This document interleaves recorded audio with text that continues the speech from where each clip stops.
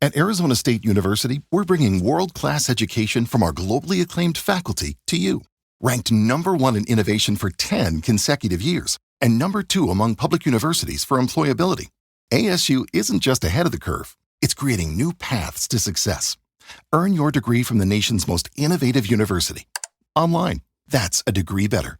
Explore more than 300 undergraduate, graduate, and certificate programs at asuonline.asu.edu. León XIII, un papa profundamente antisocialista. Veámoslo.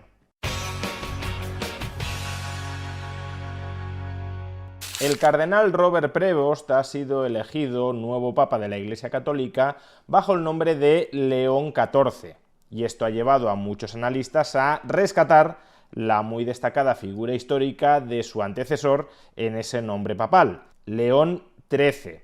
De León XIII se nos ha dicho que fue el papa que introdujo las doctrinas de la justicia social dentro de la Iglesia Católica y que inauguró la doctrina social de la Iglesia con su encíclica de 1891 Rerum Novarum. De manera que al haber elegido el nombre de León XIV, Robert Prevost estaría haciendo un guiño histórico a la idea de justicia social, de Estado activista y redistributivo dentro de nuestras sociedades, dentro de la historia doctrinal de la Iglesia Católica. Sin embargo, creo que muchos de los que narran esta historia, que la encíclica Rerum Novarum introduce la idea de justicia social, de Estado paternalista y redistributivo dentro de las enseñanzas de la Iglesia Católica, no han prestado demasiada atención al leer la encíclica Rerum Novarum. Y es que, como vamos a ver a continuación, la encíclica Rerum Novarum es una encíclica profundamente antisocialista,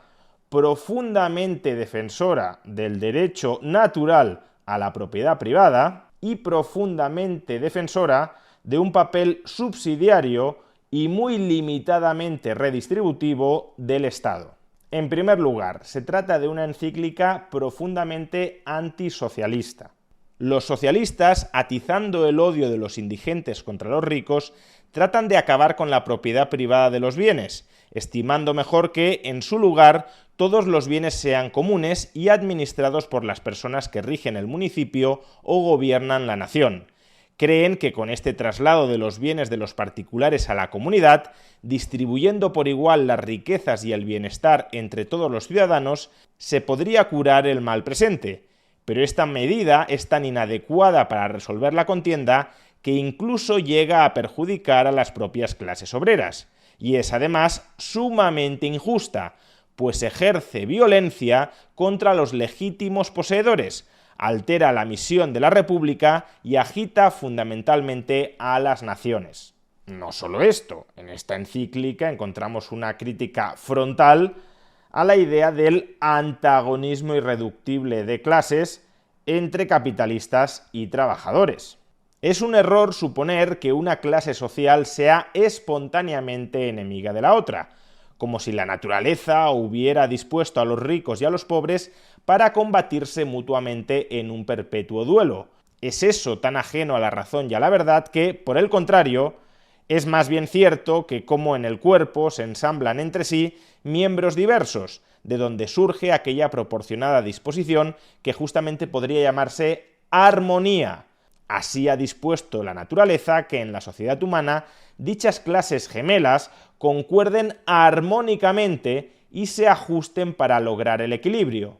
Ambas se necesitan en absoluto. Ni el capital puede subsistir sin el trabajo, ni el trabajo sin el capital. El acuerdo, la cooperación entre ellas, el acuerdo engendra la belleza y el orden de las cosas. Por el contrario de la persistencia de la lucha de clases, tiene que derivarse necesariamente la confusión juntamente con un bárbaro salvajismo.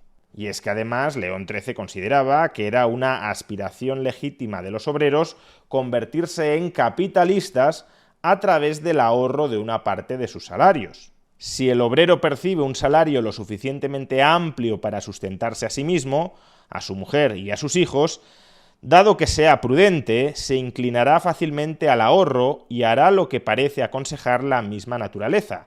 reducir gastos al objeto de que quede algo con que ir constituyendo un pequeño patrimonio. Pues ya vimos que la cuestión que tratamos no puede tener una solución eficaz si no es dando por sentado y aceptando que el derecho de propiedad debe considerarse inviolable. Por ello, las leyes deben favorecer este derecho y proveer, en la medida de lo posible, a que la mayor parte de la masa obrera tenga algo en propiedad. Con ello se obtendrían notables ventajas y, en primer lugar, sin duda alguna, una más equitativa distribución de las riquezas. Por eso, justamente, decía León XIII, cuando los socialistas quieren nacionalizar, estatalizar toda la propiedad privada sobre los medios de producción, también están perjudicando a aquellos obreros que, a través del ahorro y la inversión de ese ahorro, están constituyendo sus propios patrimonios. Los socialistas empeoran la situación de los obreros todos en cuanto tratan de transferir los bienes de los particulares a la comunidad, puesto que, privándolos de la libertad de colocar sus beneficios, con ello mismo los despojan de la esperanza y de la facultad de aumentar los bienes familiares y de procurarse utilidades. Utilidades significa beneficios, dividendos, rentas. Pero es que además, como decíamos, en la Rerum Novarum hay una profunda defensa del derecho a la propiedad privada, que ya hemos visto que se califica de inviolable. Y por eso la Rerum Novarum no solo critica a los socialistas por perjudicar a los obreros cuando estatalizan la propiedad, sino también por ir en contra de un derecho natural como es el derecho de propiedad privada. Pero lo que todavía es más grave, los socialistas proponen un remedio en pugna abierta contra la justicia, en cuanto que el poseer algo en privado como propio es un derecho dado al hombre por la naturaleza. En efecto, también en esto es grande la diferencia entre el hombre y el género animal. El hombre es el único animal dotado de razón. Es de necesidad concederle al hombre no solo el uso de los bienes, cosa común a todos los animales, sino también el poseerlos con derecho estable y permanente, y tanto los bienes que se consumen con el uso, cuanto los que, pese al uso que se hace de ellos, perduran. Hasta tal punto defiende León XIII la propiedad privada en la encíclica Rerum Novarum, que incluso acaba defendiendo que la propiedad privada surge del derecho de apropiación originaria, en una línea muy similar a la defensa que articula John Locke sobre el origen de la propiedad privada.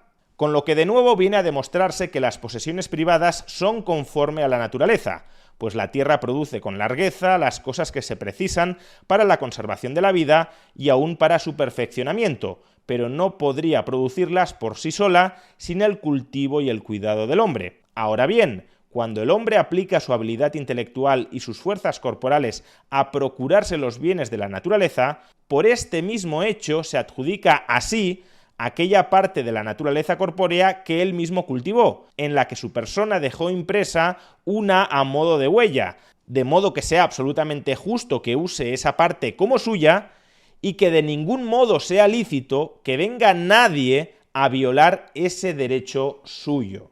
Por eso mismo, y en contra de lo que muchas veces se afirma, en la Rerum Novarum hay, sobre todo, una crítica a la redistribución coactiva de la renta, de la propiedad privada, a través del Estado con una finalidad igualitarista.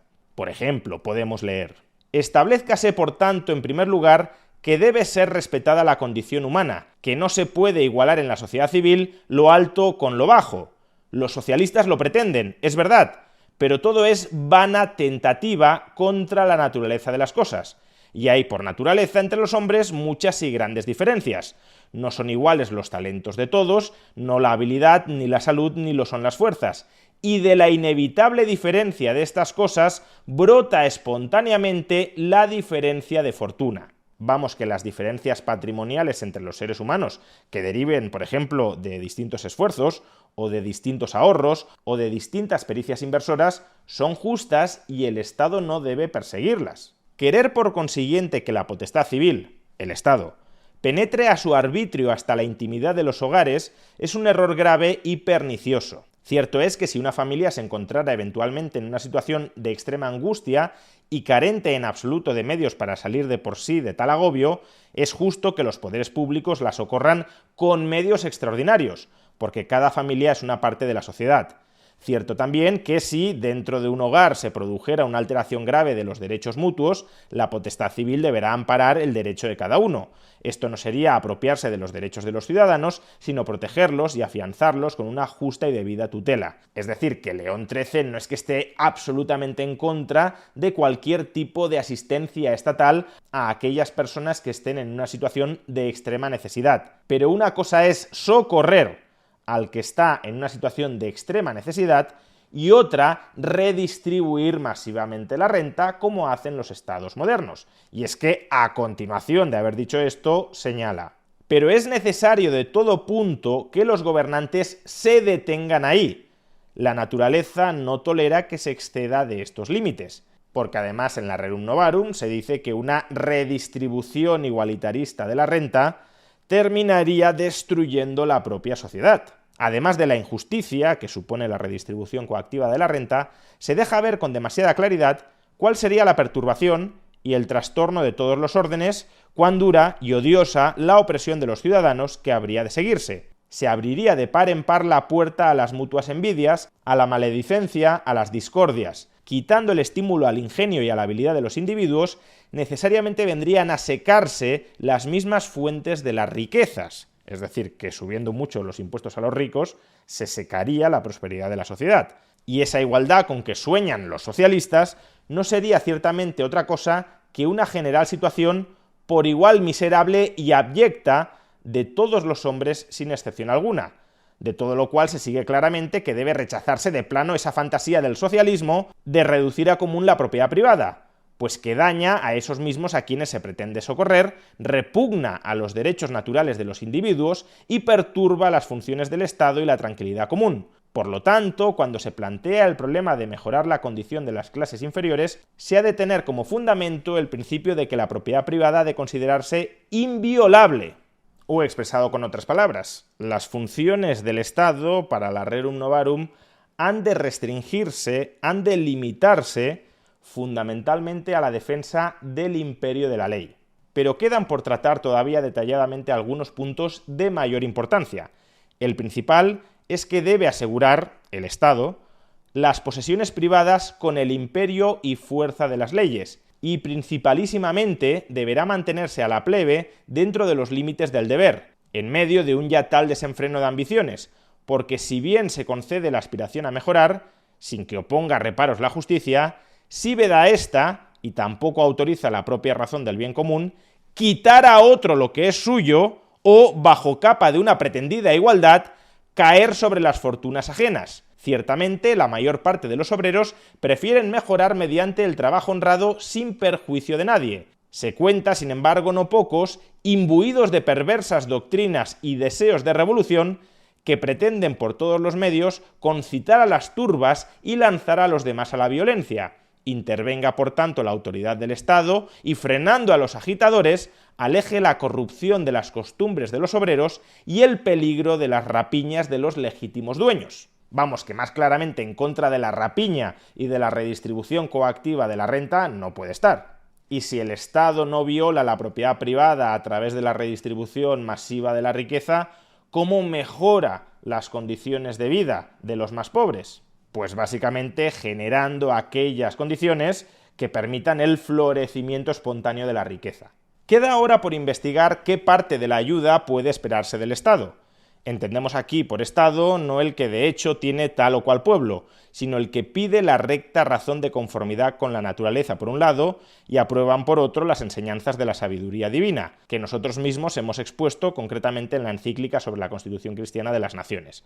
Así pues, los que gobiernan deben cooperar primeramente y en términos generales con toda la fuerza de las leyes e instituciones, esto es, haciendo que de la ordenación y administración misma del Estado brote espontáneamente la prosperidad tanto de la sociedad como de los individuos, ya que este es el cometido de la política y el deber inexcusable de los gobernantes. Ahora bien, lo que más contribuye a la prosperidad de las naciones es la probidad de las costumbres, el ahorro, la recta y ordenada constitución de las familias, la observancia de la religión y de la justicia, las moderadas cargas públicas, es decir, los impuestos bajos, y su equitativa distribución. Los progresos de la industria y del comercio, la floreciente agricultura y otros factores de esta índole sí quedan, los cuales, cuanto con mayor afán son impulsados, tanto mejor y más felizmente permitirán vivir a sus ciudadanos. A través de esas cosas queda al alcance de los gobernantes beneficiar a los demás órdenes sociales y aliviar grandemente la situación de los proletarios,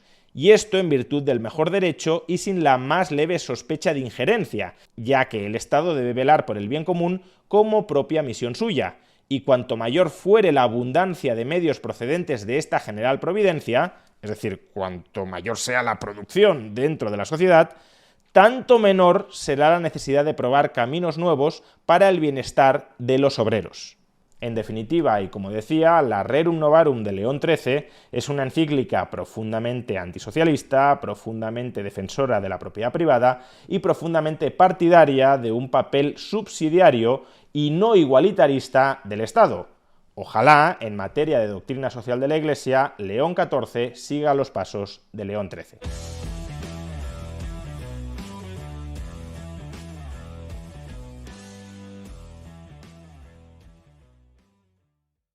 En The Home Depot sabemos lo importante que es el Día de las Madres. Así que cuéntanos, ¿en qué estás trabajando este año para consentir a mamá? Pasen el día juntos creando un nuevo rincón especial con la ayuda de The Home Depot. Tenemos una gran variedad de sets de patio y muebles para exterior que serían un regalo ideal para mamá. Solo agrega unas cuantas canastas colgantes para darle un toque de color y conviértelo en su nuevo espacio favorito. Encuentra muebles para exterior, flores y más regalos para el Día de las Madres en The Home Depot.